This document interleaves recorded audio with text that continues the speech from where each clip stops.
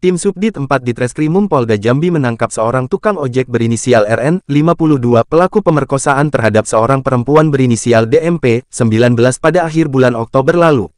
Kasubdit 4 Direktorat Reserse Kriminal Umum Polda Jambi AKBP Christian Adi Wibawa menjelaskan kejadian ini bermula pada tanggal 26 Oktober tahun 2022 lalu saat korban sedang berjalan kaki di kawasan Murni, Kota Jambi. Pelaku yang berprofesi sebagai tukang ojek kemudian melintas dan menawarkan korban untuk mengantarkan pulang, karena tidak curiga dan setengah diancam. Korban pun mengiyakan, katanya kepada Jambi Independen pada Jumat, tanggal 25 November tahun 2022.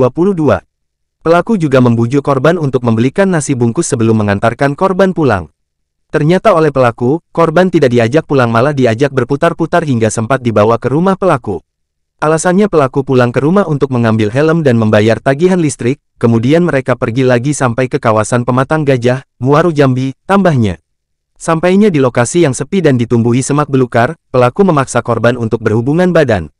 Korban kemudian melawan namun tak berdaya setelah diancam dengan pisau dan dipukul sehingga pelaku dapat menjalankan aksi bejatnya. Mendapatkan laporan korban, polisi kemudian melakukan penyelidikan dan berhasil mengamankan pelaku di rumahnya 4 hari setelah kejadian. Pelaku kita sangkakan dengan pasal 285 KUHP tentang pemerkosaan dengan ancaman maksimal 12 tahun penjara, pungkasnya. Asteris. Melakukan ungkap kasus bersama dengan jajaran Resmob. Dalam hal ini perkara yang kita ungkap terkait masalah pemerkosaan yang dilakukan oleh pelaku ataupun tersangka atas nama inisial AR, ya. Yang bersangkutan ini ditangkap atau dilakukan penangkapan upaya paksa di rumahnya, di kediaman seberang. Kemudian modus operandi yang dilakukan oleh tersangka, dia menggunakan bujuk rayu terhadap korban. Ketika itu korban akan pulang ke rumahnya dari sekitaran kuburan Singkawang Roni. Kemudian pelaku yang berprofesi sebagai tukang ojek itu menawarkan dan merayu daripada korban untuk diantar ke rumahnya. Tetapi yang terjadi bukan diantar ke rumahnya, dibawa ke TKP di sekitaran Bertampak, ya, Pematang Gajah. Di sana dilakukan pemerkosaan ataupun persetubuhan dengan paksa, sehingga korban melaporkan ke kita dan kita tindak lanjuti dan dilakukan pengungkapan kasus tersebut. Terhadap ancaman yang diberikan kepada pelaku ataupun disanksi 12 tahun karena pasal yang diperkenakan adalah pasal 285. Ya, saya kembali, yang bersangkutan adalah residivis. Yang bersangkutan residivis pernah melakukan kejahatan 2 kali dalam perkara apa perkaranya? Curanmor. Yang pertama kamu divonis berapa? 9 bulan.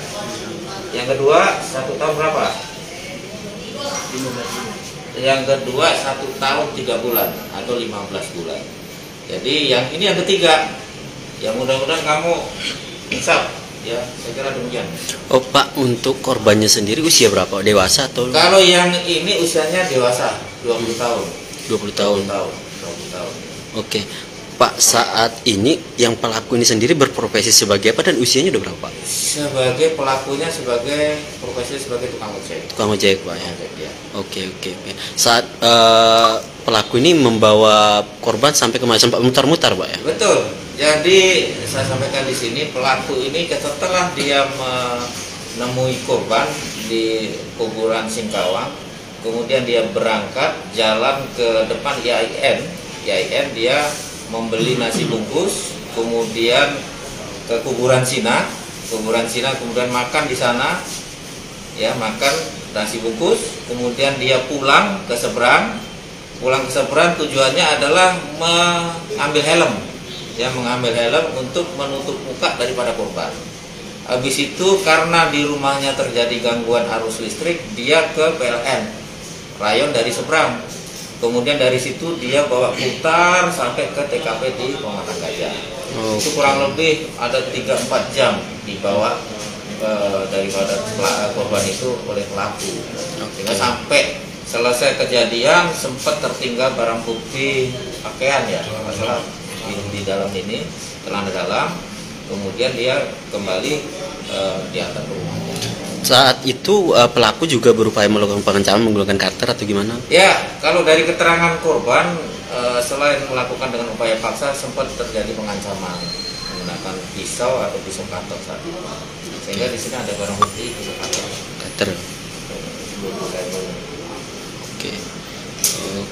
Mereka pelaku ini sendiri, Pak, mengapa mengarahkan korban, membawa korban ke arah bertambak, ya? Kalau kita analisa dari penyelidik dan penyidik di sana, kenapa di TKP-nya di Pematang Gajah? Yang pertama karena kondisinya sepi, satu karena jauh dari pemukiman. Kedua, mungkin merasa dari pihak pelaku ini merasa nyaman di sana. Dengan dugaan dengan terjadinya dia melakukan seperti itu tidak akan meninggalkan barang bukti ataupun jejak daripada perbuatan. Oke. Yang jelas faktor utama karena di sana sepi. Dan itu lokasi hutan, Hutan. Oke. Oke, terima kasih, Pak. Ada pengakuan korban lain, Pak? Sampai saat ini belum ada. Oke, terima kasih. Saya Ritondan. Selamat